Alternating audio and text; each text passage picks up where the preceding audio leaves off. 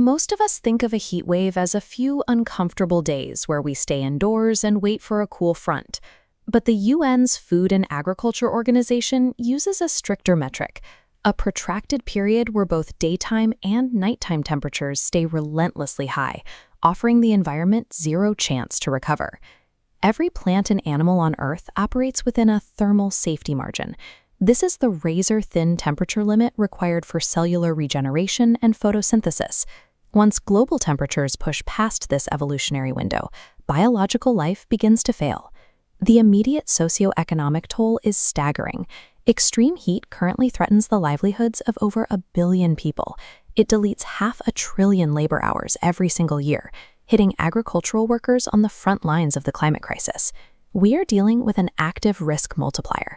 Extreme heat dismantles the biological and economic math that keeps global food production functioning. Most livestock begin experiencing physiological stress at roughly 25 degrees Celsius. For chickens and pigs, species that cannot sweat to cool themselves, the damage is immediate. Sustained heat at this level leads directly to organ failure and cardiovascular shock. Marine systems face a similar mechanical breakdown.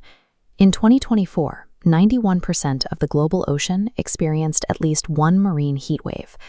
As water temperatures spike, dissolved oxygen levels plummet, causing cardiac failure in fish as they struggle to maintain elevated respiration rates.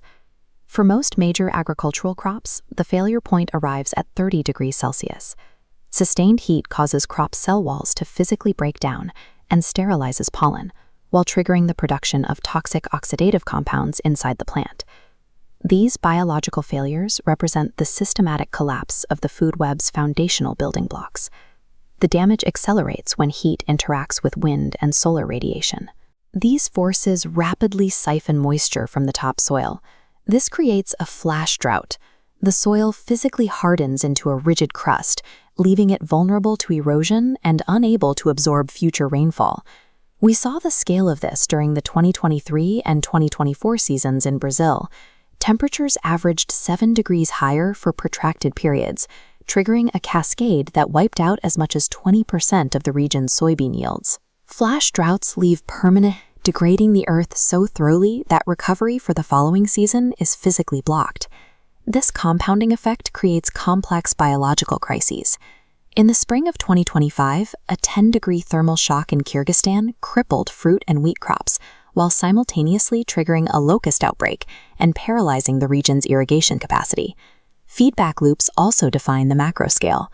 During the 2021 North American heat wave, dry, baked soil exacerbated the heating effect of the sun. This energy imbalance dried out millions of acres of vegetation, sparking massive, uncontrollable forest fires that decimated entire plantations. Extreme heat acts as an exponential accelerator, activating multiple failure points that guarantee ecosystem devastation.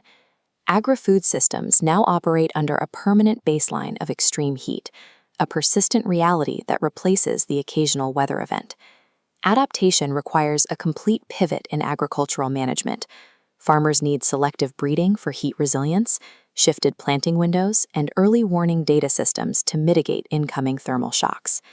These technical solutions still face a human limit. In South Asia, Sub-Saharan Africa, and parts of Central America, agricultural laborers are projected to face up to 250 days a year of lethal, unworkable temperatures. Supporting these communities requires robust socioeconomic safety nets, specifically shock-responsive social protection schemes, direct cash transfers, and accessible insurance for farming families. Securing global food security requires international financial solidarity and collective risk-sharing efforts that move the solution from the field to a global political transition away from high emissions.